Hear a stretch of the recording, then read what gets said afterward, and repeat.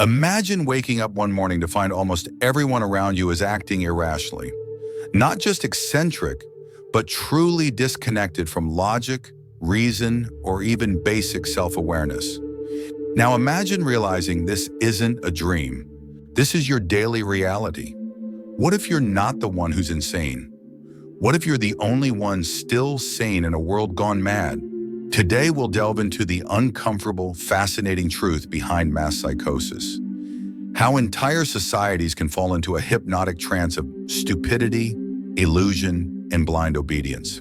You'll learn why it happens, how to recognize it, and most importantly, how to escape its grip. Stay with us until the end, because the final insight is not only the most powerful, it may change the way you see everything, including yourself. If you find these kinds of revelations powerful and necessary, please help us spread this light. Subscribe, like this video, share your thoughts in the comments, and send it to those you feel are ready to wake up. What you'll discover today has the power to shift not just your thinking, but your entire reality. Let us begin this journey of illumination. Let's start with a brutal truth. Human beings are not always rational. Despite our access to science, history, philosophy, and countless tools for critical thinking, we often behave like a flock of sheep chasing imaginary wolves. Throughout history, we've seen empires collapse not from external enemies, but from collective delusions that eroded them from within. This isn't new. In the 17th century, philosopher René Descartes warned that our senses could deceive us, but he had no idea how much society as a whole could deceive itself. Today, psychologists refer to this as mass formation psychosis, a phenomenon where large groups of people lose touch with reality, becoming absorbed by false narratives, emotional hysteria, or manipulative ideologies. But what triggers this collapse of reason? The brilliant psychiatrist Carl Jung described how the psyche, when cut off from meaning, purpose, or spiritual anchoring, becomes vulnerable to mass suggestion. In his view, when individuals aren't grounded in their own identity, they seek it in the herd. And the herd, unfortunately, is often driven by fear, propaganda, and the need to belong, even at the cost of truth. Think about the last few years: social media, news cycles, cultural wars. We've witnessed people repeating slogans they don't understand, supporting movements they've never researched, and attacking others simply for questioning the mainstream. Is this intelligence? Is this progress? Or is this a society in a state of mental and spiritual collapse? The French philosopher Gustave Le Bon, in his classic book The Crowd, explained that individuals in a group lose their sense of responsibility and critical thinking. Instead of acting like rational adults, they become emotionally charged children, easy to manipulate, quick to rage, and eager to conform. And here lies the danger. The more disconnected people become from critical thought, the easier it is to control them. Mass psychosis isn't just a clinical term, it's a lived experience. It happens when people stop thinking for themselves and start outsourcing their perception of reality to authority figures, mass media, or popular trends. Ask yourself, how many of the opinions you hear every day are truly someone's own? How many are just echoes of what they've been told to believe? This phenomenon intensifies when fear is introduced. Fear is the fuel of collective madness, and those in power, knowingly or not, have often used it to drive the herd in whatever direction suits them. From religious crusades to political regimes, from economic panics to health scares, mass hysteria has repeatedly been manufactured and weaponized throughout history. But the most insidious part of all this?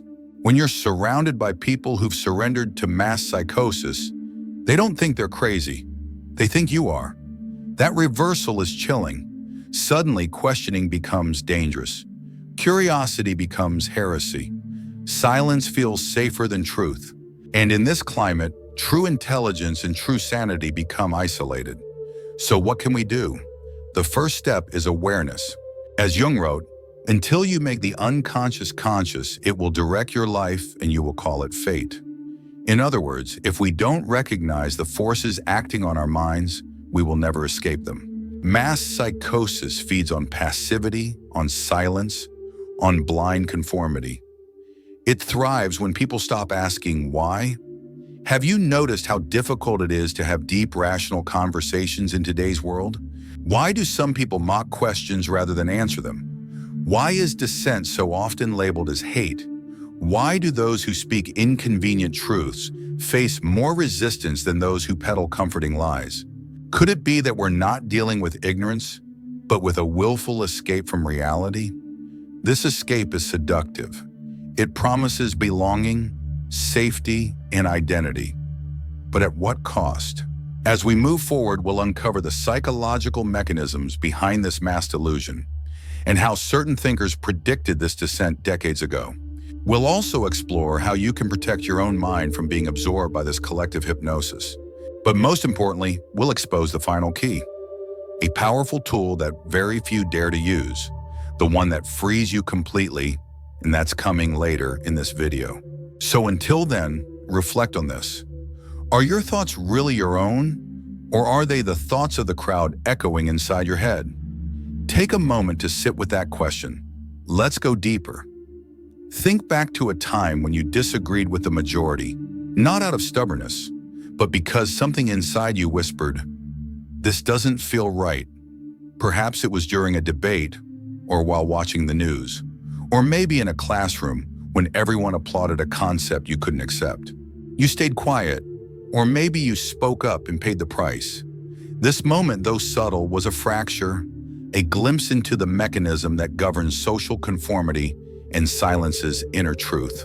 The human brain is not only designed for survival, but for belonging. Our ancestors needed the tribe. Exclusion meant death. That primal programming still exists in us today. But now, instead of fearing lions in the savannah, we fear being the odd one out. We fear ridicule, isolation, and judgment. And mass psychosis takes full advantage of this primal fear. Psychologist Solomon Asch conducted a famous experiment in the 1950s. He showed participants a series of lines and asked them to identify which ones matched in length. The correct answer was obvious. But when actors in the room purposely gave the wrong answer, the real participants, under pressure, also gave the wrong answer just to conform. The need to fit in overpowered the evidence of their own eyes. Let that sink in. This is how mass psychosis begins. Not with monsters and dictators, but with ordinary people afraid to stand alone. Now amplify that across millions of individuals.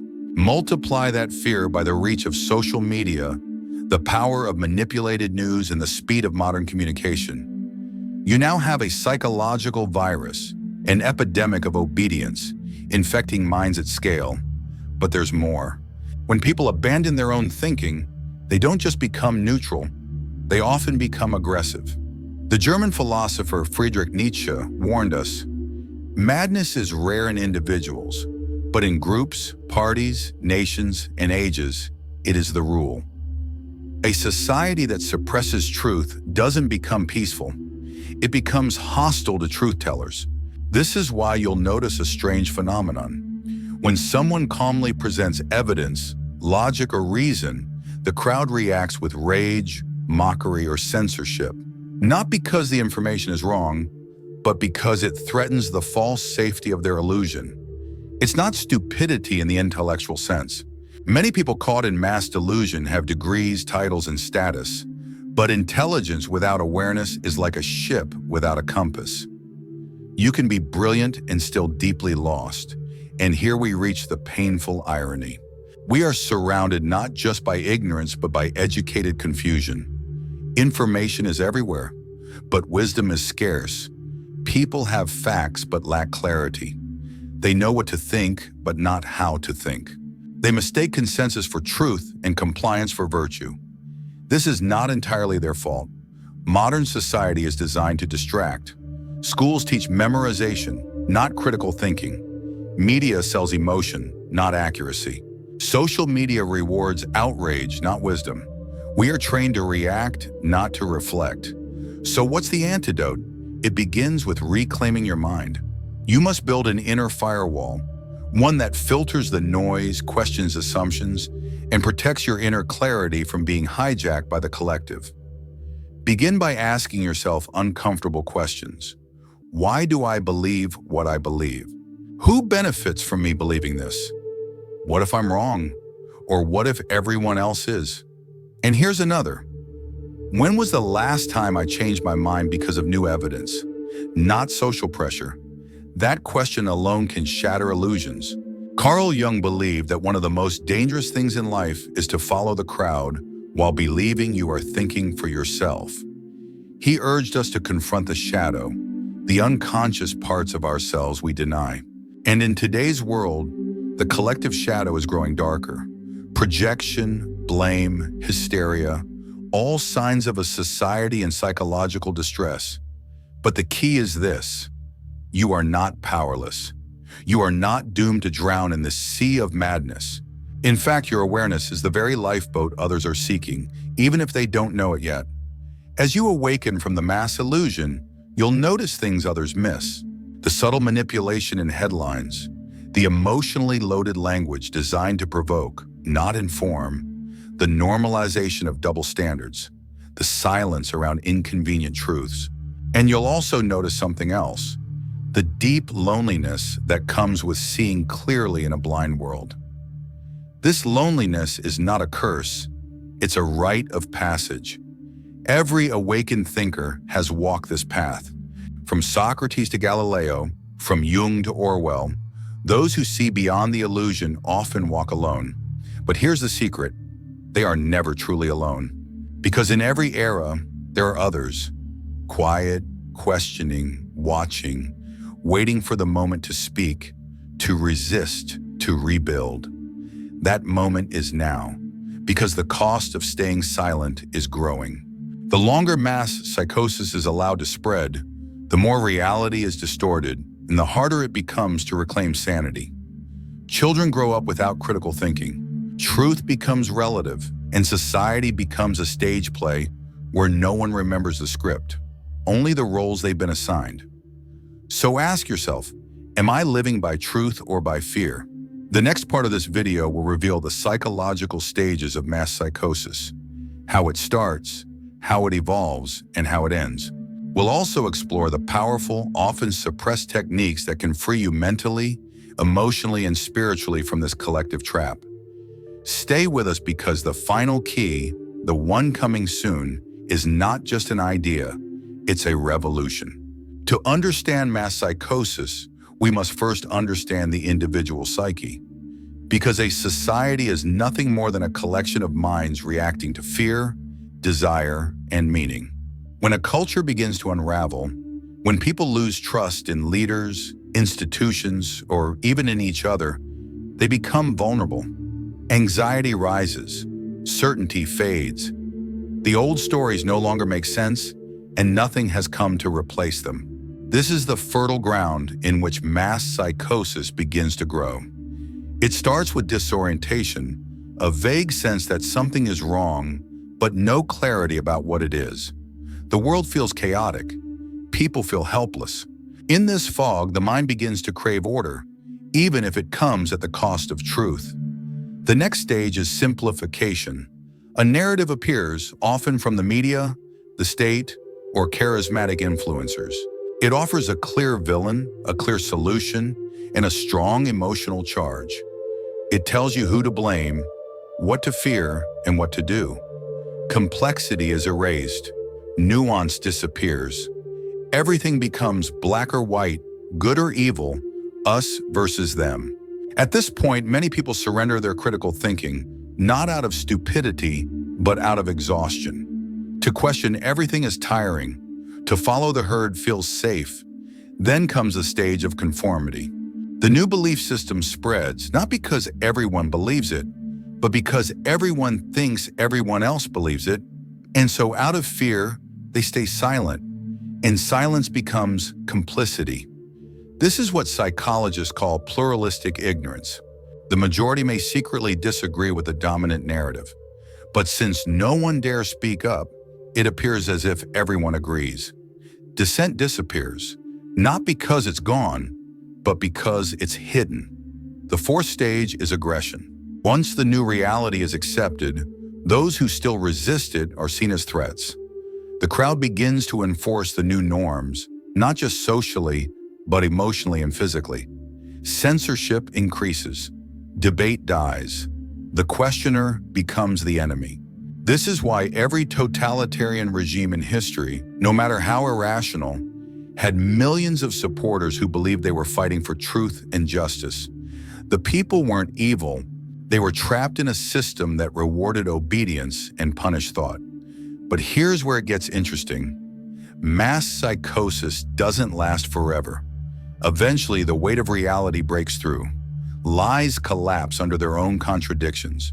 People begin to feel the tension between what they are told and what they experience. The illusion cracks. That's when the fifth and final stage begins, awakening. At first, it's subtle. A quiet voice inside begins to ask, is this really true? And as more people begin to question, the collective spell starts to break. This awakening can be slow or sudden, and it is often painful. Why painful? Because waking up means realizing that much of what you believed, trusted, or even defended was false. It means seeing how you were manipulated. It means admitting how easily the mind can be hijacked. This cognitive dissonance, the gap between illusion and truth, can shake people to their core. And yet it is only through this shaking that clarity is born. The Austrian psychoanalyst Viktor Frankl, who survived the Nazi concentration camps, wrote in his book, Man's Search for Meaning, that those who survived were not necessarily the strongest, but those who maintained a sense of inner purpose. They had meaning, something real within that the external madness could not destroy. And that's the key to escaping mass psychosis. You must anchor your mind to something deeper than public opinion. That might be a personal philosophy, a spiritual discipline, a dedication to truth even when it hurts. It must be something so rooted in your core that no slogan, trend, or narrative can override it. But this requires courage, because to see clearly in a world gone blind is not a comfortable experience. It is at times heartbreaking. You may lose friends. You may be ridiculed. You may feel alone. But ask yourself, would you rather be comforted by lies or awakened by truth? There's a reason many ancient traditions spoke of illumination or enlightenment not as blissful, but as disruptive. The light doesn't always feel good, especially when it reveals the shadows you didn't want to see.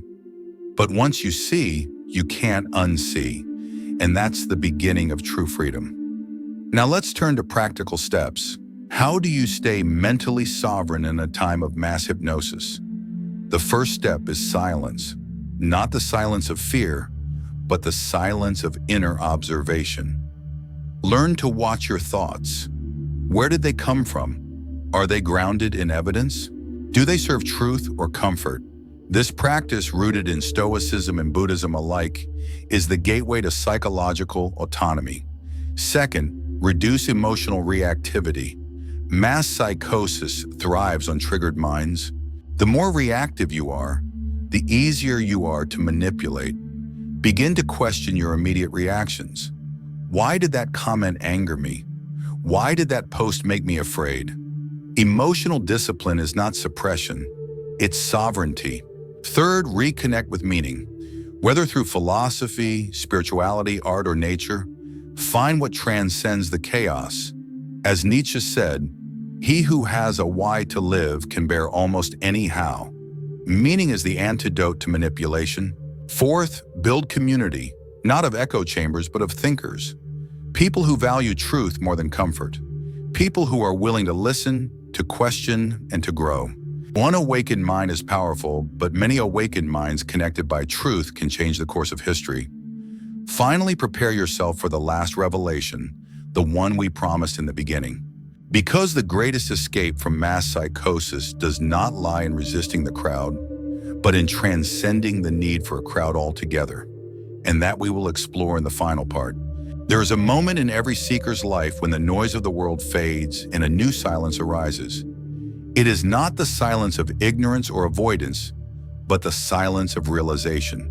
A clarity so piercing that for a brief moment, everything makes sense. You see through the illusion. You recognize the madness. And most importantly, you recognize yourself. This is the final escape from mass psychosis, to transcend the need for approval, applause, and belonging. Because the deepest root of mass delusion is not fear of truth, it is fear of being alone with truth. When people fear isolation more than they fear falsehood, they choose lies. But when you learn to stand in your own presence, when your sense of self is no longer tied to the shifting winds of social consensus, you become free. True freedom is not rebellion. It's not simply rejecting the herd. It is the profound capacity to walk alone in clarity, without hatred, without despair, simply because truth has become your home. This is what mystics, sages, and philosophers across the ages have pointed toward. Not escape from the world, but awakening within it. Søren Kierkegaard, the Danish philosopher, wrote, "The crowd is untruth." He wasn't advocating isolation. He was showing that truth begins in the individual, in the soul that dares to know itself without mirrors. When your identity depends on reflection, you are at the mercy of distortion. But when it is rooted in direct awareness, it becomes immovable. And this is what terrifies those who dwell in mass psychosis. You cannot control a person who no longer fears rejection. You cannot silence a mind that has found its voice. Let's go deeper. Every system of mass control, whether political, ideological, or psychological, operates on one simple principle: divide the self, disconnect the person from their inner compass. Once they doubt themselves, they become susceptible to outside direction. But here's the secret: your inner compass was never broken.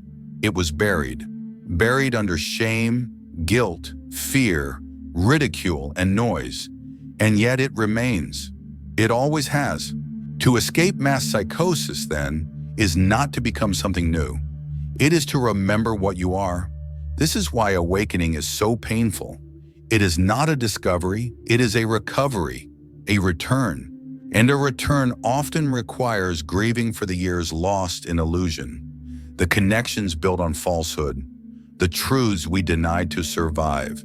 But grief is not the end. It is the doorway to strength. Because once you remember, truly remember who you are, beneath the programming, beneath the persona, a profound shift happens. You stop reacting. You start observing. You stop chasing approval. You start seeking alignment. You stop fearing others' madness. You simply become